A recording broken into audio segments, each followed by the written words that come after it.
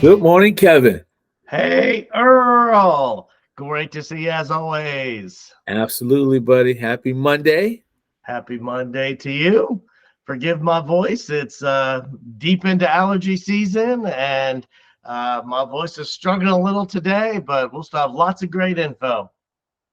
Absolutely, man. Definitely glad to hear you're feeling better. I know you were pretty down, last week and just trying to get back to your normal self.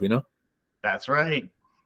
Yeah. That's Yeah. crazy. At first, I thought I had just allergies, but then I spiked a fever and things went crazy. But I've heard that's happening to some other people too. They think they have allergies, and then all of a sudden it goes haywire. Yes, that's been happening to a lot of people. Happened to my youngest son as well. I think Momo, I think she had a little issue with it. So it's been going around, that's for sure. Speaking of Momo, this is casual fun. I saw a post on Instagram. I spend way too much time on Instagram, but it said if somebody offered you $1 million for you to invite someone somewhere and you would have a guarantee they would be late, who would you invite? I was like, I'm inviting Momo.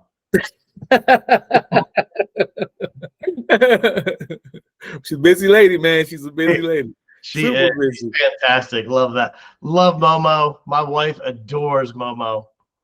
Yeah, yes, indeed. Momo's definitely one of a kind. She's super great. Like I said, she is always busy. She's like an octopus. If she had she needs 16 arms, not 8, Yeah, to handle all the stuff that she does. So yeah. absolutely. What's going Absolutely. on in real estate this week? Well, man, on the real estate side, I figured we would talk to the people in regards to some of the myths about the 2024 housing market. It's been a lot of, false information going around, a lot of people kind of hanging on to some stuff that's kind of been over and gone. So I figured, it's best for us to clear the air and get some of these myths, straightened once and for all. Yeah, you see it in the news. I mean, the stuff that they're saying sometimes is absolutely crazy, plus just the water cooler chat. Yep. People that think they're experts and know what's going on. It's just not always the right information. And people can be nervous and scared to move forward. Yeah, and like you said, that hey man, that side chit chatter is always confusing, and confusion creates fear. We know that, and unfortunately for the news, shock value is where the ratings are. Yeah, absolutely. So, what's our first myth we're going to discuss today? The first myth is: should I wait to move until mortgage rates fall? What's your thoughts, Kevin? Mortgage rates. Yes, that's something we study very intently, watch intently. And the one thing we know is nobody knows what's going to be happening. We've been hearing for 2 years that rates are coming down. And we were hearing before that rates aren't going up that high. When we Right. were looking at rates in the twos and threes, they're like, we're going to maybe hit the fours in 2023. And then maybe we might touch into the fives at some point. And then we spike to the sevens and the eights. And then when we spiked up, everyone's like, oh, it's temporary. It's coming down. And inflation is coming down, and that's what impacts rates. So we don't know when those lower rates are coming. But what we do know is there's a lot of people on the sidelines thinking that rates are going to come down and then I'm going to buy. Then I'm going to get back into the market. Rates aren't coming back down to the twos and threes. If we're lucky, we'll get to the sixes, maybe at some point back into the fives. And you know what's going to happen? All these people on the sidelines are going to be like, all right, I'm getting back in. I was watching an interview with Barbara Corcoran recently. She's the real estate guru from Shark Tank. And she said, I predict when rates move down 1%, you're going to see housing prices immediately jump 10% because of the competition.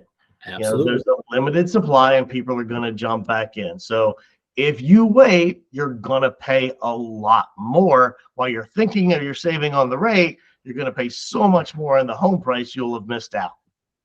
Absolutely. I completely agree. Tenfold. Tenfold. Yeah. Yes. Myth number 2. This one's for you, Earl. Okay. Hey, I think I'll get a better deal once the home prices crash. So I'm gonna wait for that. Well, I'm here to tell you quick, fast, and in a hurry. That is not the way to go. Home prices aren't falling at all. They're just increasing at a slower, more healthy rate. The market that we have right now, even though it looks weird at times, and you're hearing all the news from this side and that side, and nobody really knows what's going on except for the professionals who are in this every day. Home prices are not falling. The sky's not falling. There isn't, especially in our market that we have here, there isn't one market that we have that prices are falling. It's just not happening. It's just a slower, more healthy increase. You're not getting 20, 15, 10% gains, but you are getting 2, 3, sometimes 4% gains, which is normal. And it's been normal, a normalized way for years. So you always are going to remain or you're definitely going to keep your value in your home. And that value is only going to increase, but increase at a more normalized rate. So if you're sitting on the sidelines waiting for the sky to fall and you to get homes at rock bottom prices, it's not coming. I'm sorry. Just not coming. I agree. Yeah. There's just more people out there that want homes than there are homes available. Yes, that's like you said before. And when those rates drop, just like Barbara Corcoran said, you're going to have a feeding frenzy. And unfortunately, when that time comes, the only people that are hurt, unfortunately, are the consumer, because you have to pay more out of pocket. And then for the next myth, kind of along those same lines, the myth is I won't be able to find anything to buy. There's just nothing out there, so I'm giving up.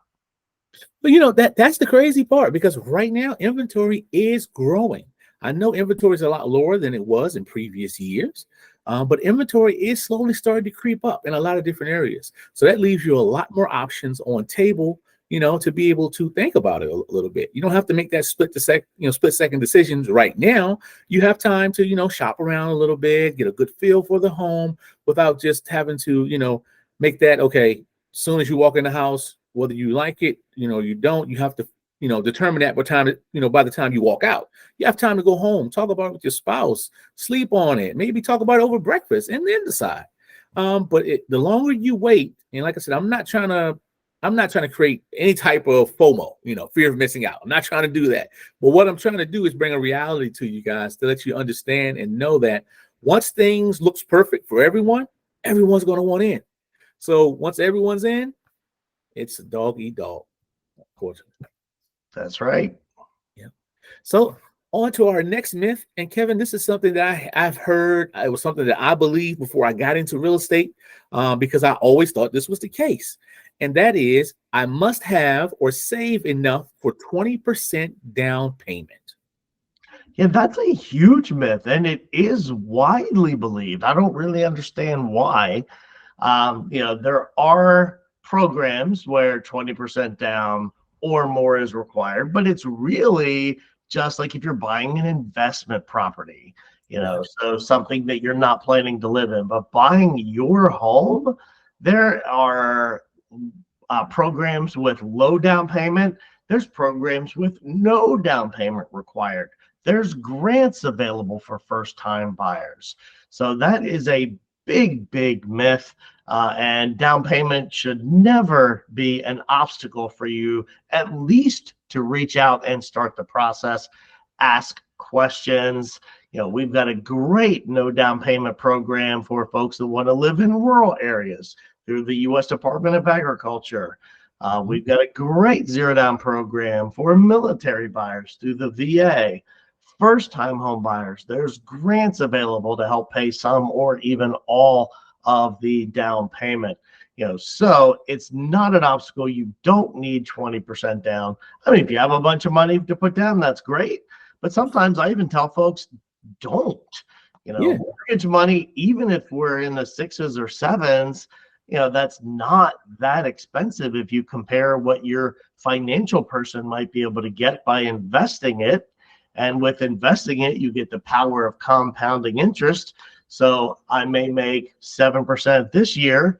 So let's say I invested $100,000. I have $107,000 at the end of this year. But then the following year, I'm getting interest on that whole 107. So it's going to be like ramping up where your mortgage, you know what? You might have some tax deductibility there. It's fixed. Your interest goes down as you pay down the balance. So a lot of times it just doesn't make sense to put it down, even if you have it. Yeah, yeah, and I've heard that same sentiment echoed so many times, you know. So yeah, 20% down, just like Kevin said, there's not a necessity. That's not a necessity in order for you to get into a new home. And one of the biggest things is that you want to separate fact from fiction. And the number one way to do that is by working with your local professionals, talking with the local lender, talking with the local real estate agent or realtor like myself. And it doesn't cost you anything. It doesn't cost anything to have a basic conversation just about, what's best for you in your future, whether you're planning to do it now or next year. It doesn't matter. And It's we always love talking about this stuff. That's yeah, why we got into the business.